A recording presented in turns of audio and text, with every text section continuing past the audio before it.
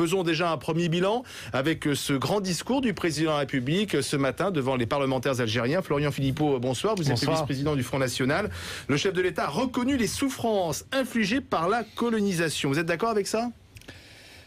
Non, parce que je considère que, vous voyez, qu'il n'y a qu'en France qu'on juge bon un discours du chef de l'État quand il rabaisse au maximum son propre pays. Il n'y a qu'en France qu'on voit cela. Il faut sortir de cette culture de la soumission et de la repentance permanente. Parce que Monsieur Hollande... Reconnaître des faits historiques, c'est pas se soumettre. Oui, mais on peut aussi parler des aspects positifs de la colonisation. On peut aussi parler, il aurait pu parler des victimes algériennes harkies du pouvoir algérien. Il n'en a pas parlé. Vous voyez, il y a une sélection dans l'histoire. Est-ce qu'il y a eu des souffrances ? On revisite l'histoire de manière négative pour la France.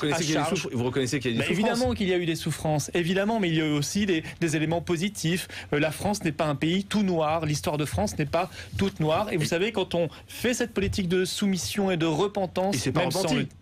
Oui, il a dit qu'il ne s'était pas repenti. C'est pas la repentance, ça. Oui, il a dit... Pour vous, c'est la repentance. Il a appelé ça vérité. Pour moi, c'est de la repentance pure et simple. Vous voyez, ça a l'odeur, ça a le goût, ça a la couleur de la repentance. C'est donc de la repentance. Et c'est tellement vrai que déjà ce soir, on entend les parlementaires algériens nous dire...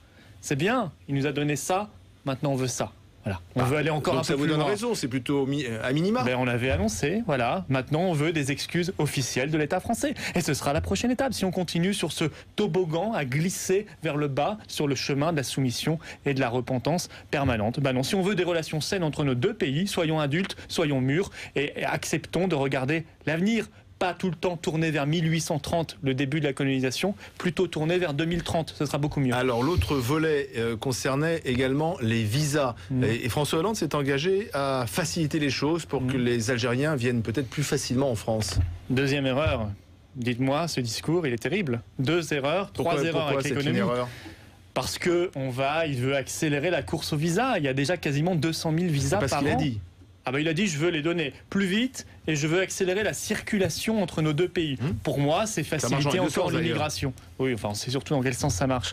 Voilà, je pense que c'est pas l'avenir qu'on doit réserver à la jeunesse algérienne. Je vois pas pourquoi, alors qu'il y a 3% de croissance là-bas, qu'il y a moins de chômage qu'en France, leur objectif, ce serait de venir d'émigrer dans un autre continent, dans un autre pays, en l'occurrence la France. Et puis la France, les Français n'en veulent pas. Les Français sont en pleine crise économique. Il y a des problèmes d'assimilation très graves. Est-ce qu'on a demandé aux Français s'ils voulaient encore plus d'immigration, et notamment d'Algérie? Je ne crois pas. Quand on accorde un visa, c'est pas forcément de l'immigration. Ça peut être un jeune Algérien qui vient faire ses études en France. Oui, ça peut être aussi un jeune Algérien qui vient travailler parce qu'il a une activité avec une entreprise. Oui, c'est aussi l'immigration. C'est aussi les visas. Le côté négatif. Oui, mais écoutez, c'est aussi les visas touristiques qui sont détournés à raison médicale. Vous savez que la sécurité sociale algérienne doit 600 millions d'euros à l'État français et qu'on a démontré dans des rapports que des visas touristiques algériens servaient à des Algériens pour venir se faire soigner en France. Il faut finalement avoir des relations des relations mûres. Ah non, pas de relation quasiment avec l'Algérie. Des relations adultes, on a des points communs, on a une histoire commune, on a le français en partage. On peut faire des affaires avec l'Algérie ? Bien sûr qu'il faut faire des affaires. Vous savez, on est déjà premier partenaire, je crois qu'on a 16% de part de marché. Mais, troisième point du discours, la question économique.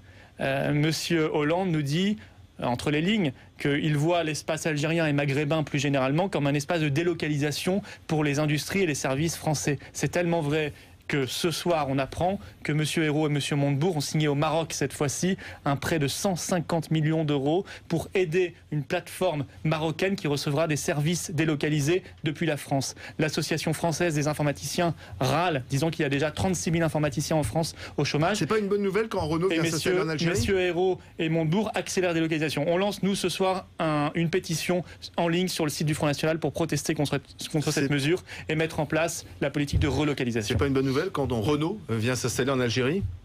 C'est pas une bonne nouvelle pour une entreprise française ? Non, mais bien sûr, si c'est s'installer pour le marché algérien, c'est très bien. Si c'est pour délocaliser ensuite, c'est une mauvaise nouvelle. Alors justement, François Hollande vient de commencer sa conférence de presse. Nous allons maintenant la suivre en direct.